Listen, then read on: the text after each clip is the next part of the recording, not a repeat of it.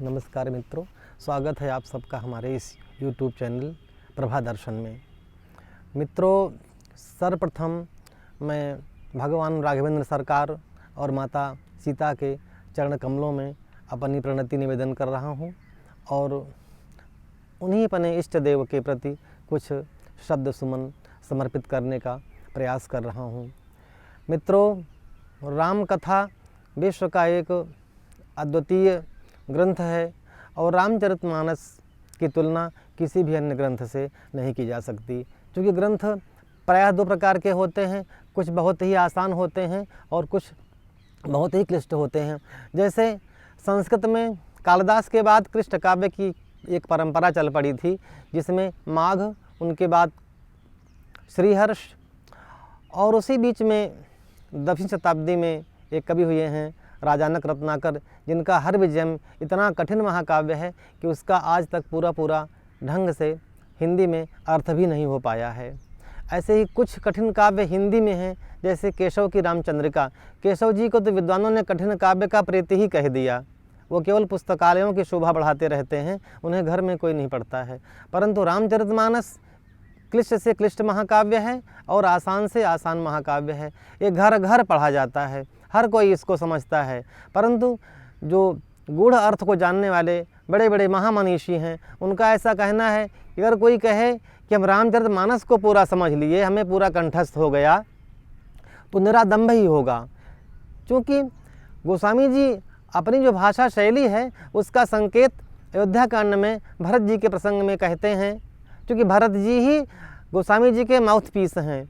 जो भी कलाकार होता है, रचनाकार होता है, अपने नाटक में अथवा अपने काव्य में कोई एक ऐसा पात्र होता है जो उसका माउथ पीस होता है और उसी के बहाने अपने वे सिद्धांतों का प्रतिपादन करते हैं। यहाँ पर गोस्वामी जी के माउथ पीस हैं भरत जी। भरत जी की वाणी के विषय में जनक जी अपनी धर्मपत्नी सुनैना से कहते हैं, सुगम अगम मृदु मंजु कठोरे, अरथ अमित आखर अति थोरे।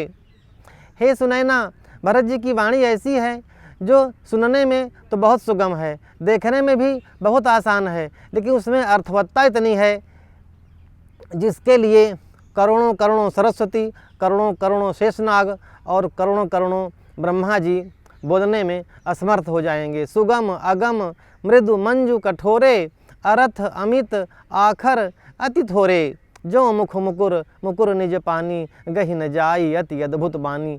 जैसे हमारे हाथ में दर्पण है और दर्पण में हमारा प्रतिबिंब है, फिर भी हम प्रतिबिंब को हाथों से ग्रहण नहीं कर सकते हैं, वैसे ही यह ऐसी अद्भुत बानी है जो पकड़ में नहीं आती है।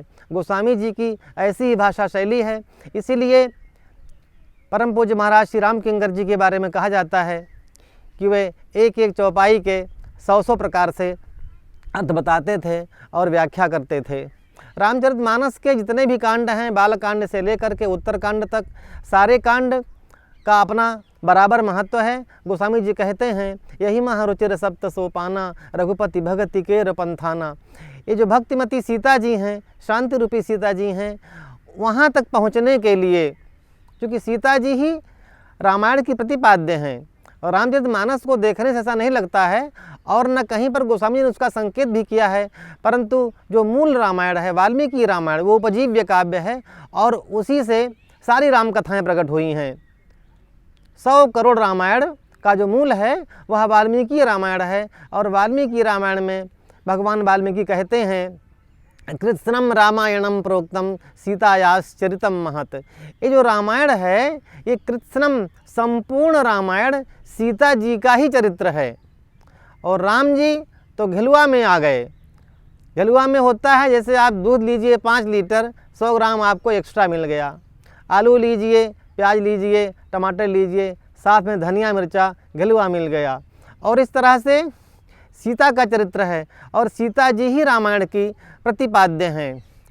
कांडों की बात करें तो बाल कांड काफ़ी बड़ा कांड है, क्योंकि उसमें सती का प्रसंग है जो कि राम कथा का प्रवेश द्वार है। राम जी का विवाह है, अयोध्या कांड में राम का वनवास हो जाता है, परंतु राम का जो वनवास हुआ है उसका हेतु क्या है? हेतु के रूप में गोस्वामी जी कहते हैं कि भरत के चरित्र का प्रतिपादन करना ही राम वनगमन का हेतु है, क्योंकि रावण को मारने के लिए उस परब्रह्म को अवतार लेना पड़े ये कोई आवश्यक नहीं था। भरत के चरित्र का विस्तार करने के लिए, उनके चरित्र की महिमा को सारा संसार जान सके, इसलिए भगवान राम इतना बड़ा विरह स्वीकार करते हैं और पूरी प्रजा, पूरा विश्व शोक संतप्त हो जाता है। अरण्य कांड छोटा कांड है, अयोध्या कांड से बहुत कम है, उसमें सीता जी का हरण हो जाता है। किष्किंधा कांड में भगवान राम का प्रिया शोक अपने चरम पे होता है, उसमें मात्र 30 दोहे हैं, परंतु जैसे ही सुंदरकांड में सीता की खोज होती है, पूरा समाज प्रसन्न हो जाता है, पूरा विश्व प्रसन्न हो जाता है। और उसमें 30 के दूना 60 दोहे कर देते हैं गोस्वामी जी। और कहा भी गया है, सुंदरे सुंदरो रामः, सुंदरे सुंदरः कपिः, सुंदरे सुंदरी सीता, सुंदरे किम न सुंदरम। लंका कांड में, सुंदर कांड से बड़ा लंका कांड है और उसमें राम रावण के युद्ध का विस्तार से वर्णन किया गया है। और उत्तर कांड में भी इतने ही दोहे हैं, जिसमें भगवान राम का राज तिलक और काकभूषण जी और गरुड़ जी का प्रसंग है, बड़े ही विस्तार से बताया गया है। इस प्रकार हम देखते हैं कि हर कांड का अपना अपना महत्व है। फिर भी सुंदर कांड का प्रायः पाठ लोग करते हैं, क्योंकि लगभग 1 घंटे में पाठ हो जाता है। पुस्तक को जेब में भी रख सकते हैं, पर्स में भी रख सकते हैं, राह चलते भी पाठ कर सकते हैं, इसलिए सुंदरकांड अधिक लोकप्रिय हुआ है।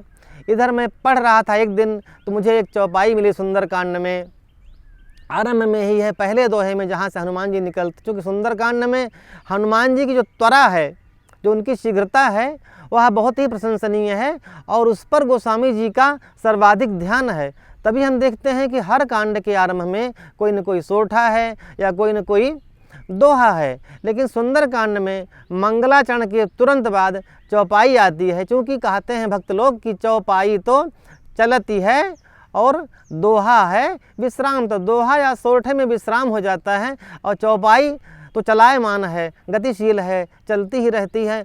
और इसलिए सुंदरकांड का आरंभ चौपाई से ही होता है। जामवंत के बचन सुहाये, सुनि हनुमंत हृदयवति भाये, तब लगी मोहि परखेहु तुम भाई, सही दुख कंद मूल फल खाई, जब लगी आऊँ सीत ही देखी, हो ही काजु अति हरस बिसेखी, यह कही नाई सबनि कहु माथा, चलो हरस ही धरि रघुनाथा, सिंधु तीर एक भूधर सुंदर, सिंधु तीर एक भूधर सुंदर, कौतुक कूदी चढ़े उताऊ पर, बार बार रघुबीर सम्हारी, तर के उपवन तनय बल भारी, जही गिरि चरण देई हनुमंता, चलऊ सोगा पाताल तुरंता, जिमिया मोघ रघुपति करबाना, एही भांति चलऊ हनुमाना।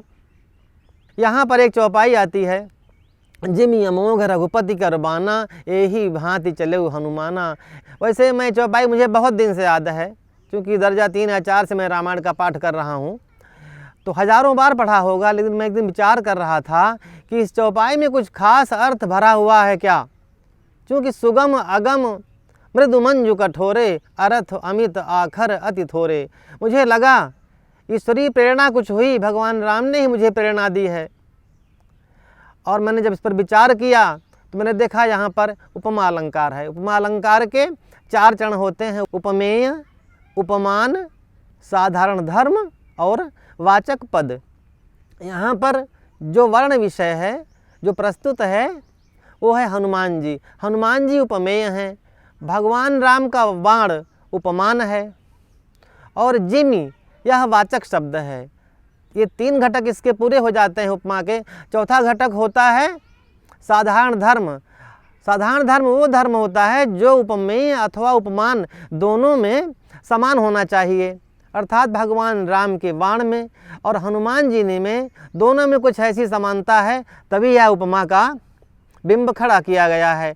यहाँ पर गोस्वामी जी जानबूझ करके साधारण धर्म को नहीं रखे हुए हैं। उन्होंने यह भक्तों पर छोड़ दिया है कि आप कितनी ही समानताएं ढूंढ डालिए, जहाँ तक आपका बुद्धि वैभव है, जहाँ तक आप सोच की सीमा है कि हनुमान जी में और भगवान राम के बाण में क्या समानता है। मैंने कुछ समानताएं ढूंढी हैं। मैंने लंका कांड को विशेष रूप से पढ़ा, जहाँ पर युद्धों का वर्णन है, और फिर बाल कांड से लेकर के उत्तर कांड तक हनुमान जी के पराक्रम में और भगवान राम जी के बाण में जो मुझे समानताएं मिली हैं, मैंने उनको क्रमबद्ध किया है और एक एक विशेषता का दोनों के संदर्भ में धीरे से व्याख्या करने का प्रयास करूँगा। और इसी के साथ ही आज के इस प्रकरण को समाप्त करते हैं। आगे के प्रसंग में जहाँ पर भगवान राम के बाण और हनुमान जी में जो समानता है, उसको एक एक प्रसंग को, एक एक बिंदु को लेंगे और एक एक बिंदु की क्रमबद्ध व्याख्या करेंगे। धन्यवाद। साधुवाद।